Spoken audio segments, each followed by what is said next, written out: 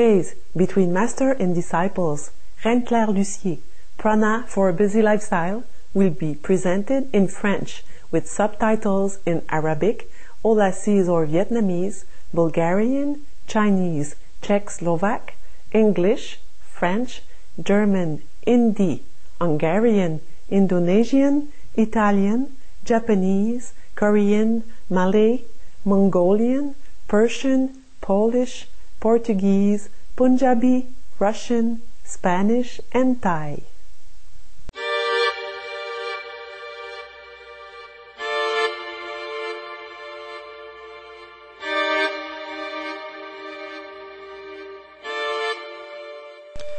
Dans les Écritures, le corps humain est souvent appelé le temple de Dieu.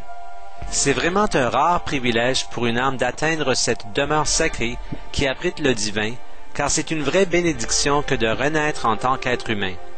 À plusieurs reprises, le Maître suprême Ching Hai a parlé de la rareté de ce phénomène.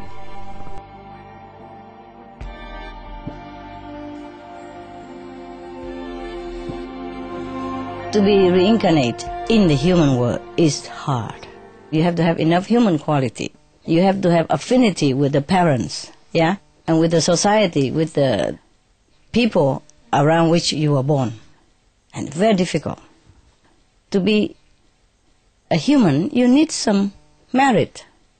You have done something good in the past in order to be able, yeah, to be able to pick a human birth. En tant que temple vivant de Dieu, le corps humain est entièrement équipé de merveilles miraculeuses qui peuvent être éveillées chez ceux qui sont spirituellement conscients et en font une foi totale dans le Créateur de toute vie.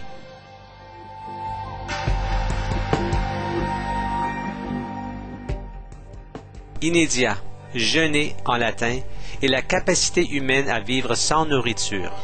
Depuis des temps immémoriaux, il y a toujours eu des personnes qui ont pu se nourrir de prana ou force vitale. Par la grâce de la Providence, les inédiques, ceux qui suivent un mode de vie sans nourriture, peuvent retirer de l'énergie de la nature pour se nourrir.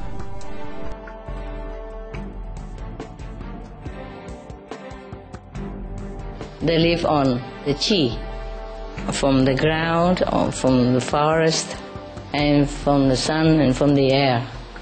They make use of all that. Or they live on love, on faith alone. Ces personnes sont connues sous le nom de respiriens, pranariens ou inédistes, de solariens ou aquariens. Ils viennent de tous les horizons, toutes les cultures et des quatre coins du monde.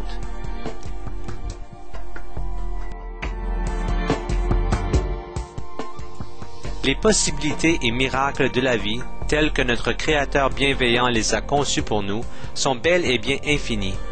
Il nous faut seulement nous connecter à l'intérieur pour reconnaître notre riche largesse en tant qu'enfants de Dieu.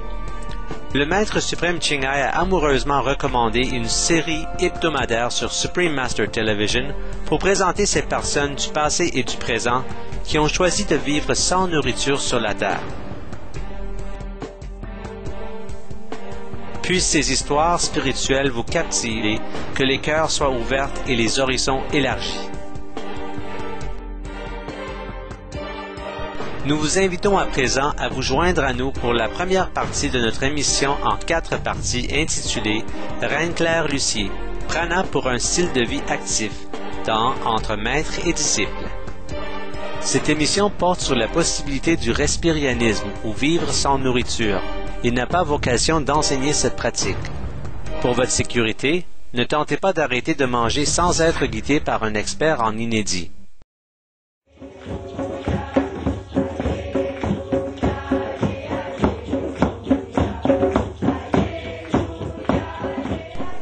Sur notre planète Terre, il existe des individus qui choisissent de se passer de nourriture physique et de se fier au prana ou énergie cosmique pour se nourrir.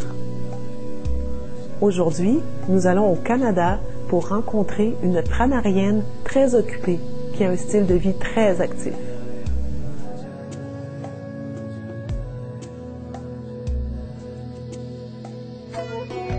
Eh bien, moi, je m'appelle Reine-Claire et Je suis la directrice d'une école de vie consciente. C'est un lieu qu'on a créé pour accueillir les gens qui veulent faire une démarche profonde de transformation. Des gens qui sont au courant de ce qui se passe sur la planète et qui veulent participer à l'éveil de l'humanité. Reine-Claire a 63 ans et est pranarienne depuis 10 ans. Pourtant, quand elle était jeune, elle n'aurait jamais imaginé faire ce choix de vie. En fait, rien dans son milieu ne l'avait préparée à une vie sans nourriture. Moi, j'ai eu une vie plus que très ordinaire, dans une famille plus que très ordinaire, dans une ville ordinaire. Rien de spécial. Une grande famille nombreuse, une éducation, tout ce qu'il y a de plus ordinaire et normal, rien qui pouvait me préparer à ce que je vis aujourd'hui. Il n'y a rien qui a été désiré ou planifié par moi dans ce qui se passe aujourd'hui dans ma vie. J'ai tout simplement suivi le filon intérieur et le développement de mon âme. C'était le résultat. Donc, j'ai fait des études normales. J'étais un professeur. Donc, j'ai terminé mon cours à l'université. J'ai enseigné aux enfants. J'ai enseigné aux adultes. J'ai enseigné de la maternelle jusqu'à l'université. Puis, j'ai quitté le milieu de l'institution parce que à ce moment-là, je connaissais pas le mot « la matrice », mais je le sentais en dedans, je le vivais. Donc, j'ai quitté ce monde-là.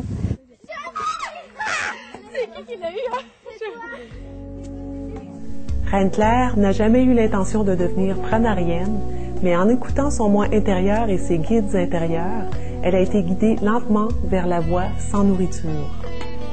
Son premier pas dans cette direction a commencé avec l'élimination de tout produit d'origine animale dans son alimentation. J'ai toujours suivi ce que je ressentais à l'intérieur de moi. J'ai eu une éducation très traditionnelle à l'intérieur d'une religion. Mais j'ai quitté, j'ai tout laissé tranquillement, peu à peu, en suivant tout simplement l'appel intérieur, mon âme qui poussait. Alors, évidemment, j'ai modifié mon alimentation. C'est très longtemps, j'ai commencé vers l'âge de 30 ans à modifier mon alimentation, qui était à la base pure carnivore. Et puis, la vie m'a présenté les événements qui ont fait que j'ai fait les changements qui s'imposaient. Donc, j'ai commencé par être végétarienne. Ensuite, je suis devenue crudivore. Ensuite, j'ai diminué beaucoup la quantité que je mangeais parce que quand on est crudivore, quand on mange vivant, bien, on a beaucoup moins besoin de manger. Et ça faisait déjà plusieurs années que je mangeais très peu et je vivais seule. Et je croyais que j'avais maîtrisé ma matière parce que j'avais besoin de très peu et je me contentais de très peu et c'était facile pour moi de refuser n'importe quoi que les gens m'offraient. Et je croyais vraiment que j'avais atteint la maîtrise de ma matière. J'étais bien. Sauf que quand j'ai rencontré mon conjoint, qui est rentré dans ma vie, je me suis aperçue que j'avais pas maîtrisé ma matière parce que, tout simplement, par une influence bien humaine puis affective, je me suis mis